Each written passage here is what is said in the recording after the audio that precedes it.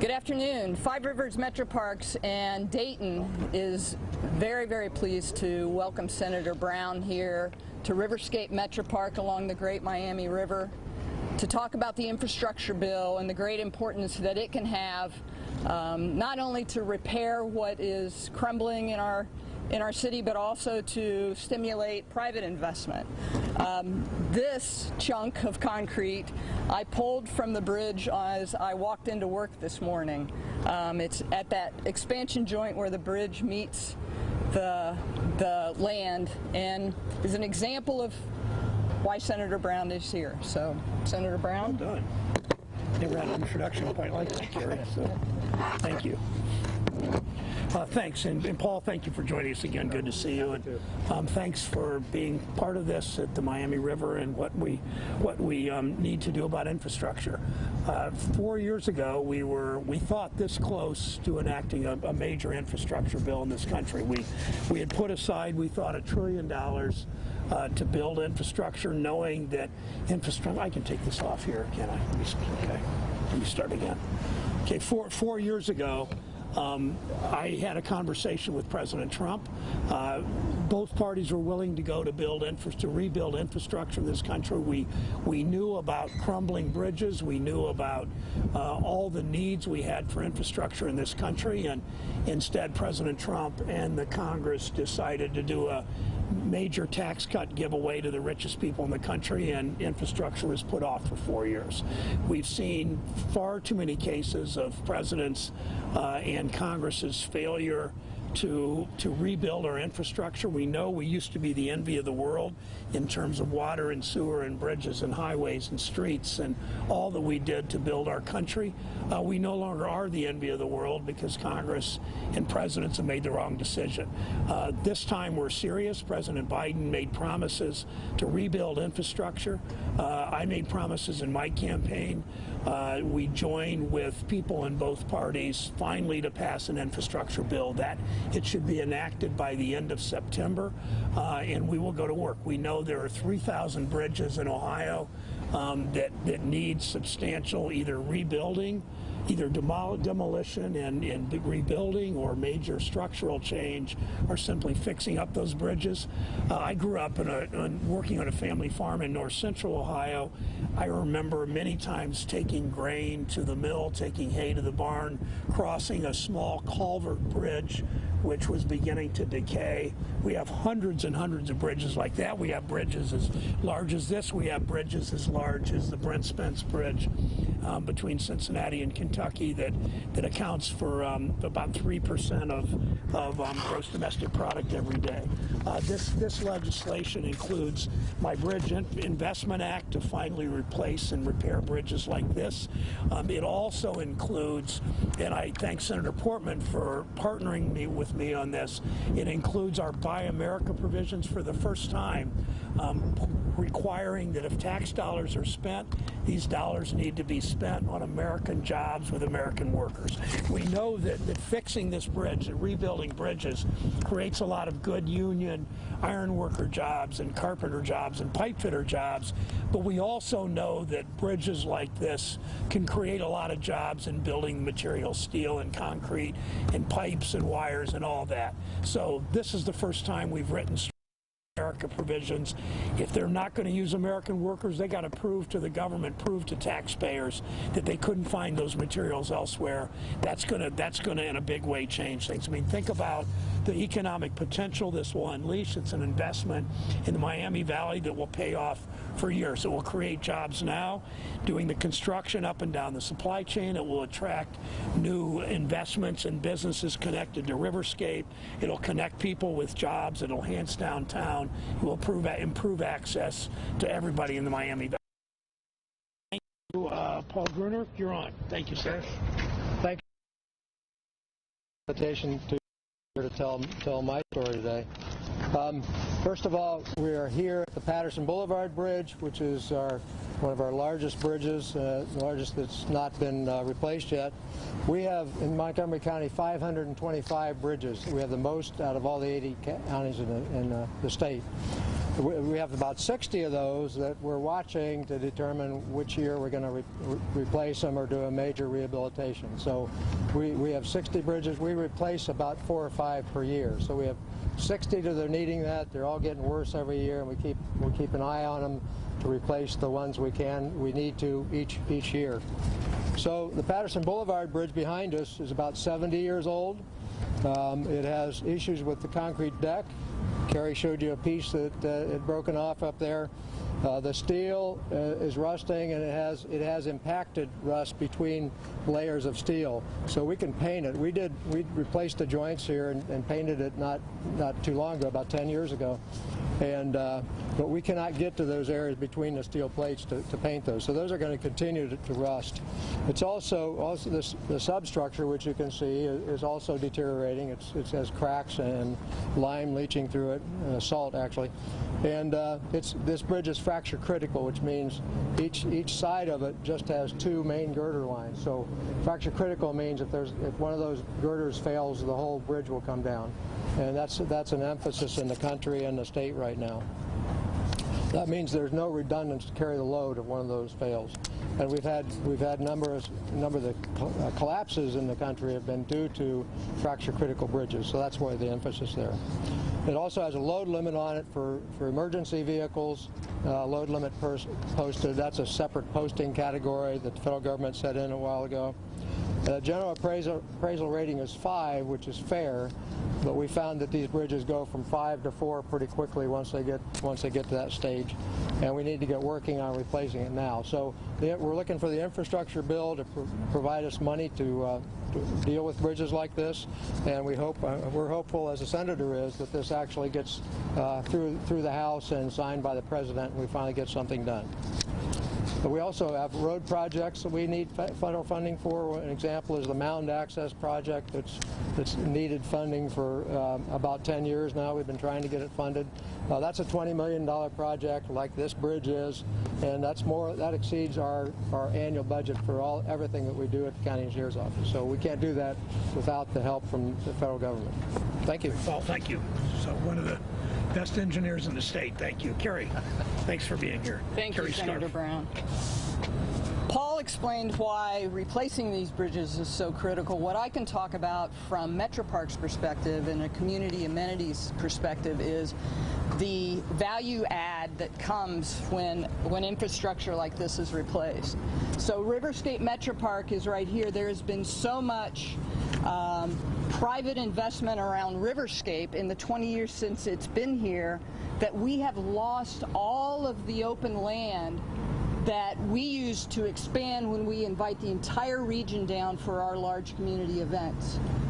So the proposed Riverside Bridge will provide us the opportunity to expand these great festivals out onto those bridges, and you can imagine what an exciting experience that would be for the 20, 30, 50,000 people that come down for these events. The other thing that I want to mention, speaking of all of that private development, is the community invested about $37 million in Riverscape 20 years ago. Right now, we have tallied in the couple of blocks that surround Riverscape over $400 million in private investment. That is the sort of private return that we can get when we invest in our infrastructure and when we invest in our public amenities. And that sort of private investment then returns for years and years in the form of jobs, in the form of all of the commercial activity that takes place in those areas. So these are the great opportunities that exist for us if the infrastructure bill is passed, and we hope that it will be. Thank you. Jerry, thanks. Questions for any of the three of us? Paul, with this bridge, is this bridge scheduled to be replaced? It's not scheduled yet because we don't have funding. We don't have funding. It would be about $20 million to replace? Right. Oh, sorry. But do you believe that if this bill actually does get passed, that the funding will be available? Does the bill specify where, like what bridges it would fund? Or? It does not, but it creates categories that would allow us to apply for funding, and we're hopeful that we'd be able to qualify for that funding when it comes out.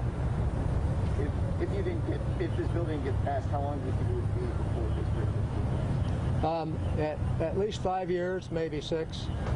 We have to address environmental concerns when we do a project like this. It all depends on what the replacement looks like, but we have to involve the public, and we have to look at environmental concerns, and then we have to make sure we have the easements we'll need to rebuild it if we're doing a total rebuild, particularly. If it does pass, when do you think it would be? If it did pass, if the bill did pass, when do you think this would be?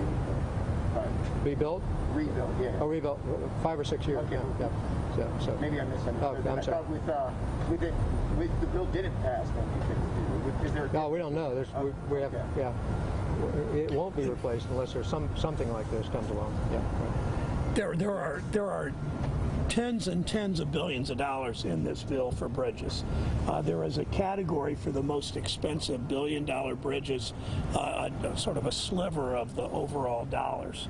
The decisions, though, in terms of order of building these bridges are mostly made by ODOT in consultation with county engineers in terms of township bridges, state route bridges, all the kinds of decisions that are made. But there is enough money that, first of all, this bill will pass. This bill, I don't very often predict things in this business. This bill will pass, likely in September, be signed into law, likely in September, early October. I would be almost certain by President Biden, and this money will be flowing to the states quickly, and then the decisions are made by the governor, by ODOT, and by the legislature. So I think when a county engineer, with the respect that Paul has, talks to the people at ODOT, they understand what his top priorities are, and they begin to spend those dollars based on his top priorities. Again, it's not his call entirely, but it's the governor and the legislature's call in ODOT, and I'm confident that bridges like this one will have investment pretty quickly as they can move. And I assume some of these studies are already done on this, what you need to do. We did a preliminary feasibility study with the consulting firm, and they did a detailed study of it, so we're prepared. ODOT has a category called local major bridge money, and we interviewed for that last year, didn't get it, went to the Western Hills Viaduct, Dini project also, but we're hopeful through that program. Much more expensive than this one, the Western Hills. It's about 300 20 times. 300 million, is that? 300 million, yeah. That's a real struggle there. Senator Brown. And that bridge is it was built in the 30s. This is the 40s? 50s. 50, so this is a little older, too. Senator Brown, and the piece of stone fell off and hit somebody's car on the Western Hills Viaduct. So if you could have arranged that here, you might have been able to move up. There's a lot of it falling down there. Yeah. I'm sorry. I sympathize with my fellow county. Go ahead. Sorry. I would never want to interrupt Mr. Bruder, Senator Brown. First of all, you're correct. He is one of the best county engineers that I've ever met. And based on what you see in Dayton, Ohio today, Senator Brown, would you like to put some emphasis on making sure this bridge gets done before your term for re-election is?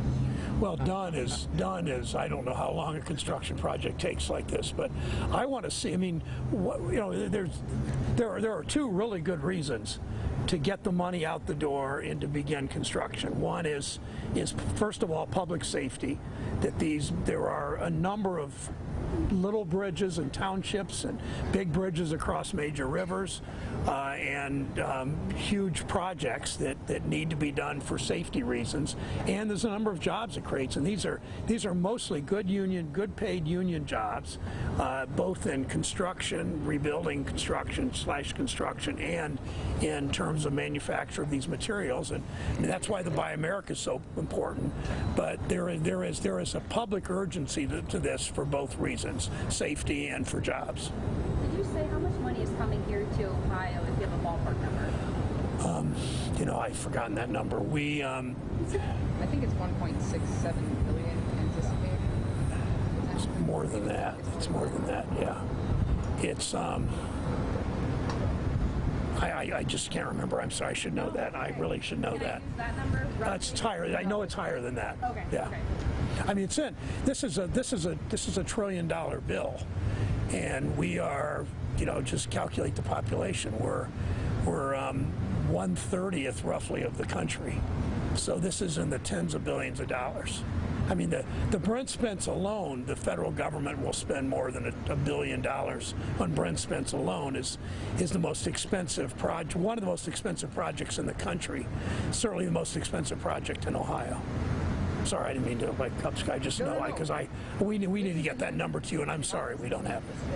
Okay, well. I'll get you that. I'll get you that.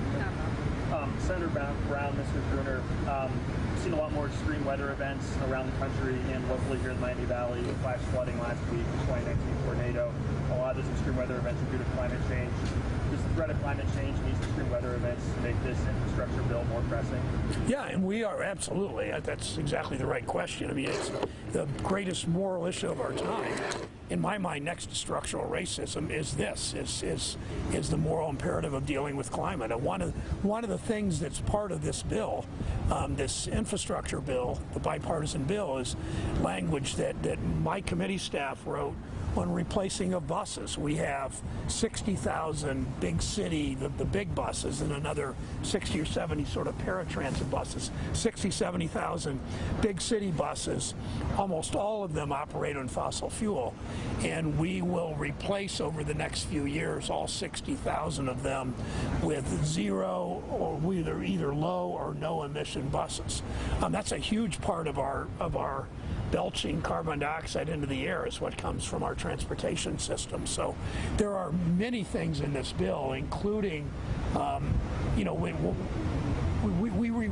we rebuild this bridge and do what Paul suggests. It'll help with traffic congestion. It will mean fewer people in bad traffic, or all the kinds of repairs. All of that matters for climate. The biggest problem we're having is with erosion from increased rainfall, and the Conservancy District keeps good data on that. Their data shows it's going through the roof in terms of increased rainfall, 40% more. And they also, I just read in a paper a week or so ago, the number of events when there's storage behind the dams has doubled since like 1970. It's doubled that, and it's causing erosion that are eroding into our roads and underneath our bridge foundations. It's a big problem. As the Colorado River in part is drying up, right? And what that means to the quality of life for a whole lot of people. We have great resources here. Yeah, water resources. Yep. That's right. This argument that the bill will pass. I guess, like, what is your, what's your message today? I mean, oftentimes, there's probably things to kind of encourage Congress to take action. Well, it's partly to let people know that they keep the pressure on Congress to do the right thing here. The president's going to sign the bill we pass. Number one. Number two, communities need to be prepared when this passes to take advantage of it. And just like when the child tax credit passed, I encourage people all over the state to make sure that they applied for this if for some reason they weren't already in the IRS computer.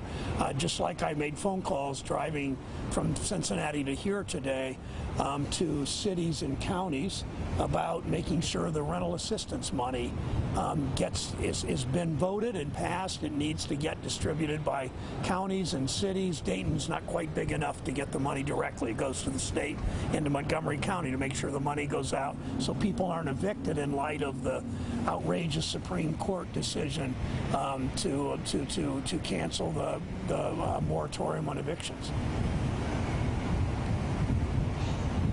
All right. Thanks, everybody. Thank you. Thanks.